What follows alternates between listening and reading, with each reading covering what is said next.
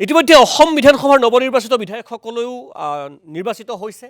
অসম বিধানসভাৰ বা অসমৰ নতুন মন্ত্ৰীসভাই শপত গ্ৰহণ কৰিবৰ বাবেও সাজু হৈছে। সেইবাবে আমি বিভিন্ন প্ৰান্তৰ পৰা নৱনিৰ্বাচিত বিধায়কসকলৰ পৰিকল্পনা, তেখেতসকলৰ মনৰ কথা জানিবলৈ চেষ্টা কৰি আছোঁ।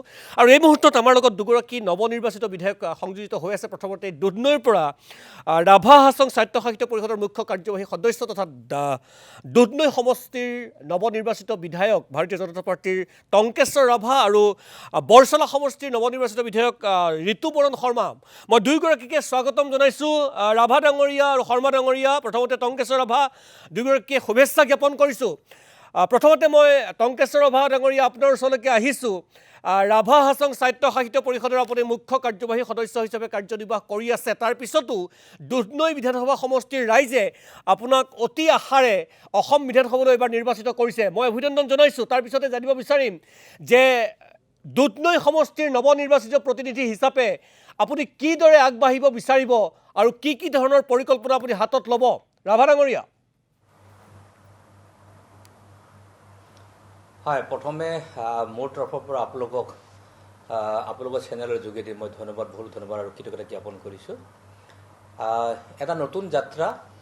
ইতিমধ্যে মই তৃতীয়বাৰৰ কাৰণে ৰাভা হাছং সমাজ কাউন্সিলত নিৰ্বাচনত অংশগ্ৰহণ কৰিছোঁ আৰু ৰাইজে মোক নিৰ্বাচিত কৰি তৃতীয়টো কাৰ্যকালৰ কাৰণে ৰাভা হাছং সমাজ কাউন্সিলৰ CM হিচাপে অধিষ্ঠিত কৰাৰ কাৰণে এটা সুযোগ দিছে আৰু সেই সুবিধাটো মোক দিছে আৰু মই কাৰ্যনিৰ্বাহ কৰি আহিছোঁ। আৰু বৰ্তমানৰ পৰিৱেশ আৰু পৰিস্থিতি, গোৱালপাৰা জিলাখনৰ বিভিন্ন পৰিৱেশ আৰু পৰিস্থিতি, কাউন্সিলখনৰ বিভিন্ন পৰিৱেশ আৰু পৰিস্থিতি সংক্ৰান্তত অসমৰ মাননীয় মুখ্যমন্ত্ৰী ডক্টৰ হিমন্ত বিশ্ব শৰ্মা ডাঙৰীয়া আৰু ৰাষ্ট্ৰীয় ৰাজ্যিক নেতৃবৃন্দই নিৰ্বাচনত অংশগ্ৰহণ কৰিবৰ কাৰণে তেখেতসকলে পৰামৰ্শ আগবঢ়ায় আৰু বহু ভাবি চিন্তা কৰাৰ ফলশ্ৰুতিত মই এইবাৰ নিৰ্বাচনত অংশগ্ৰহণ কৰিলোঁ। আৰু অংশগ্ৰহণ কৰাৰ পিছত দুধনৈ বিধানসভা সমষ্টিৰ ৰাইজে ইমান বিপুল সংখ্যক ভোটত তেওঁলোক ভোট প্ৰদান কৰি মোক নিৰ্বাচিত কৰি পঠালে। তাৰ কাৰণে দুধনৈ সমষ্টিৰ ভোটাৰ ৰাইজক বহুত ধন্যবাদ আৰু কৃতজ্ঞতা জ্ঞাপন কৰিছোঁ। আৰু এই বিজয় একমাত্ৰ সম্ভৱপৰ হৈছে ভাৰতীয় জনতা পাৰ্টীৰ তৃণমূল পৰ্যায়ৰ বুথৰ পৰা আদি কৰি তৃণমূল পৰ্যায়ৰ কৰ্মকৰ্তাসকল, যৌথ মঞ্চৰ তৃণমূল পৰ্যায়ৰ কাম কাজসকল, যৌথ সংগ্ৰাম সমিতিৰ সকলো নেতৃবৃন্দ, জিলা ৰাষ্ট্ৰীয় সকলো নেতৃবৃন্দসকলৰ যি সহযোগিতা আৰু সহমৰ্মিতা, তাৰ সংক্ৰান্তত এই বিজয় সম্ভৱপৰ হৈছে। সেইকাৰণে সকলোৱে ধন্যবাদ কৃতজ্ঞতা জ্ঞাপন কৰিছোঁ। সমস্যা বহুত আছে গোৱালপাৰা জিলাখনত। আমি ইয়াত যদি চাওঁ যে এখন পিছপৰা জিলা, এই পিছপৰা জিলাখনত যদি আপোনালোকে চাবলৈ যায় উদ্যোগীকৰণৰ প্ৰক্ৰিয়া আছে, সমস্যা আছে। ইয়াত ফৰেষ্টসমূহ প্ৰায় ধ্বংস হৈছে। তাত কি ধৰণে জেনেৰেট কৰিব পৰা যায়। বহু ফৰেষ্ট ভূমি দখল হৈছে, ৰিজাৰ্ভ ফৰেষ্ট ভূমি দখল হৈছে। জনজাতিসকল বসবাস কৰি আছে, খিলঞ্জীসকল বসবাস কৰি আছে, বিভিন্ন জাতি জনগোষ্ঠী, বৃহত্তৰ অসমীয়া জাতি ইয়াত বসবাস কৰি আছে। তেখেতসকলৰ আন্তঃগাঁথনি, গ্ৰাম্য অৰ্থনীতি, ৰোড কমিউনিকেশ্যন, শিক্ষা, স্বাস্থ্যকে আদি কৰি বহুবোৰ সমস্যা আছে। এই সংক্ৰান্তত ডেফিনেটলি বিধানসভাৰ মজিয়াত ইয়াৰ প্ৰবলভাৱে ইয়াৰ উত্থাপন কৰাৰ পৰিৱেশ ইয়াত নিশ্চয় কৰিব লাগিব। চৰকাৰখনৰ সহযোগিতা সহমৰ্মিতাটো আমাক নিশ্চয়কৈ প্ৰয়োজন হ'ব। গতিকে মই নিৰ্ধাৰিত সময়ৰ ভিতৰত এই 5টা বছৰত ডেফিনেটলি সমষ্টিৰ ৰাইজে বিচৰা ধৰণে শিক্ষা, স্বাস্থ্য, আন্তঃগাঁথনি, যুৱ প্ৰজন্মসকলক আগবঢ়াই নিয়াৰ সংক্ৰান্তত, কৃষিকাৰী সংক্ৰান্তত মনোনিৱেশ কৰিম আৰু চৰকাৰখনৰ সহযোগত ডেফিনেটলি সমষ্টিৰ আগুৱাই নিয়াৰ ক্ষেত্ৰত মই যৎপৰোনাস্তি চেষ্টাটো চলাম। ৰাভা ডাঙৰীয়া, আমি দেখা পাইছোঁ চকুৰ আগতেই নিখিল ৰাভা ছাত্ৰ সন্থাৰ মজিয়াৰ পৰা আপুনি ৰাভা হাছং স্বায়ত্তশাসিত পৰিষদৰ মুখ্য কাৰ্যবাহী সদস্য হৈছে আৰু এতিয়া বিধানসভালৈ নিৰ্বাচিত হৈছে।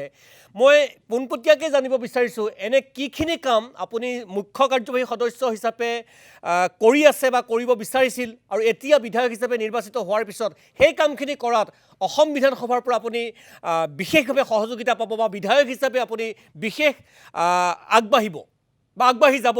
ৰাভা ডাঙৰীয়া। হয়, প্ৰথম কথা হ'ল কি, ৰাভা হাছং অট'নমাছ কাউন্সিলখন কোনো সাংবিধানিক নহয়। ভাৰতবৰ্ষৰ সংবিধানে স্বীকৃতি দিয়া এখন কাউন্সিল নোহোৱাৰ কাৰণে কি হয়, বিভিন্ন বিভাগীয় যিসকল কাম কাজ আমি কৰিবলগীয়া হয়, বিভাগসমূহ যেতিয়া পৰিচালনা কৰিবলগীয়া হয়, যিহেতু সাংবিধানিক নহয়, গতিকে সেইটো যি ধৰণে কাউন্সিলখন পৰিচালনা কৰিবলগীয়া হয় বা যি ধৰণে কাউন্সিলখন চলাবলগীয়া হয়, সেই সংক্ৰান্তত যথেষ্ট অসুবিধাটো আছে। আৰু সাংবিধানিক নহ'লে ডেফিনেটলি অসুবিধা থাকে, তাত কোনো বেলেগ কথা নাই। কিন্তু সাংবিধানিক নোহোৱা সত্ত্বেও কাউন্সিলখনে বহুবোৰ ক্ষেত্ৰত, ইয়াৰ বিশেষকৈ জনগোষ্ঠীটোৰ আত্মনিয়ন্ত্ৰণ সংক্ৰান্তত, ইয়াৰ ছাত্ৰ ছাত্ৰীসকল আগুৱাই নিয়াৰ ক্ষেত্ৰত, ইয়াৰ কৃষিত আগুৱাই নিয়াৰ ক্ষেত্ৰত, আন্তঃগাঁথনি বা সামগ্ৰিকভাৱে ইয়াৰ গ্ৰাম্য অৰ্থনীতিক আগবঢ়াই নিয়াৰ সংক্ৰান্তত, মহিলাসকলক আগবঢ়াই ক্ষেত্ৰত আমি কাম কাজখিনি কৰি আহিছোঁ বা কৰি আছোঁ আৰু চলি থাকিবই। কিন্তু বিধানসভাৰ মজিয়ালৈকে যোৱাৰ লগে লগে বা বিধায়কজন হৈছে এটা সাংবিধানিক এটা পদবী। গতিকে সাংবিধানিক পদবীৰ দ্বাৰা ডেফিনেটলি চৰকাৰৰ আঁচনিসমূহ জনগোষ্ঠীসমূহে ভুগি থকা বিভিন্ন সমস্যাসমূহৰ সংক্ৰান্তত এইটো গভীৰভাৱে অধ্যয়ন কৰাৰ সুযোগ থাকে, কাউন্সিলখনৰ সুযোগ থাকে, কিন্তু সেই ব্যৱস্থাখিনি বিধানসভাৰ মজিয়াৰ পৰা বা চৰকাৰখনৰ পৰা আদায় কৰাৰ পৰিৱেশটো ডেফিনেটলি থাকে। আৰু সেইকাৰণে মই ভাবোঁ কাউন্সিলখনৰ যি এটা অভিজ্ঞতা বিধানসভাত এই নতুন মোৰ যাত্ৰা, গতিকে সাংবিধানিক এটা পদমৰ্যাদা পোৱাৰ লগে লগে ডেফিনেটলি সাংবিধানিকভাৱে যিমানবোৰ কাম কাজ আমাৰ হৈ উঠা নাই সেই সংক্ৰান্তত মাত মাতি যাবৰ কাৰণে সমাধান কৰিবৰ কাৰণে এটা ৰাস্তা আৰু সুযোগ আমি পাইছোঁ, আৰু সেই সুযোগটোৰ সদ্ব্যৱহাৰ ডেফিনেটলি মই কৰিম। মই ঋতুপৰণ শৰ্মা ডাঙৰীয়াৰো সংযোজিত হৈছে। ৰাভা ডাঙৰীয়া, মই বেছি সময় আপোনাৰ পৰা নলওঁ। মোৰ শেষ প্ৰশ্ন, আমি যদি টংকেশ্বৰ ৰাভা, মই যদি গোৱালপাৰা দুধনৈ এই অঞ্চলটো যদি চাওঁ, বিশেষকৈ কৃষিপ্ৰধান এলেকা আৰু ৰাভা জনগোষ্ঠীৰ যথেষ্ট লোক তাত আছে, আৰু আমি যদি কৃষিপ্ৰধান এলেকা আমি দেখা পাওঁ, তাত দৰংগিৰি এছিয়াৰ আটাইতকৈ ডাঙৰ কলৰ বজাৰ এখন আছে। বিভিন্ন ধান খেতিক লৈও বিভিন্ন ৰাভা বা অন্যান্য লোকসকলে, স্থানীয় লোকসকলে যথেষ্ট কাম কৰিছে। কৃষি ক্ষেত্ৰত উৎকৰ্ষ সাধনৰ বাবে আপোনাৰ বিশেষ কিবা পৰিকল্পনা? ডেফিনেটলি থাকিব, কাৰণ আমি ধান বুলি ক'লে গ'লে আমি উপেন্দ্ৰ ৰাইজৰ কথা আমি সকলোৱে গম পাওঁ, কল খেতি বুলি ক'লে গ'লে আমি দেৱৰবৰ ৰাভাৰ কথা কিন্তু সকলোৱে আমি গম পাওঁ। তাৰমানে ৰাভা আছাম কাউন্সিল বা গোৱালপাৰা জিলা বুলি ক'লে ই আচলতে হৰ্টিকালচাৰৰ কাৰণে ই আটাইতকৈ উত্তম এটা জোন হয়, এৰিয়া হয়। গতিকে ৰিগাৰ্ডিং হৰ্টিকালচাৰ কৃষি ক্ষেত্ৰৰ সংক্ৰান্তত ইয়াত 100% মোৰ মনোনিৱেশ থাকিব, যাতে ইয়াৰ যিসকল কৃষি কৰ্মৰ সৈতে জড়িত থকা যিসকল খেতিয়ক থাকিব, যিসকল ইয়াৰ কৰ্মস্পৃহা যিসকল যুৱক যুৱতীসকল থাকিব, তেখেতসকলক খেতিৰ প্ৰতি বা তেখেতসকলক হৰ্টিকালচাৰৰ প্ৰতি মনোনিৱেশ কৰি তেখেতসকলক আগুৱাই নিয়াৰ সংক্ৰান্তত ইয়াত নেতৃত্ব প্ৰদান কৰিম, আৰু একেলগে লগত থাকি এজন সাধাৰণ কৰ্মী হিচাপে, কৰ্মকৰ্তা হিচাপে থাকি ইয়াৰ কৃষিৰ যোগেদি যে গ্ৰাম্য অৰ্থনীতি, কৃষিৰ যোগেদি যে আমি আমাৰ জীৱন সফল কৰিব পৰা যায়, তাৰ এক ব্যৱস্থা, তাৰ এক চিন্তাৰে কাম কাজ কৰিবৰ কাৰণে ইয়াত ডেফিনেটলি ইয়াত মনোনিৱেশ কৰিম আৰু জড়িত মই হ'ম। ধন্যবাদ জনাইছোঁ টংকেশ্বৰ ৰাভা।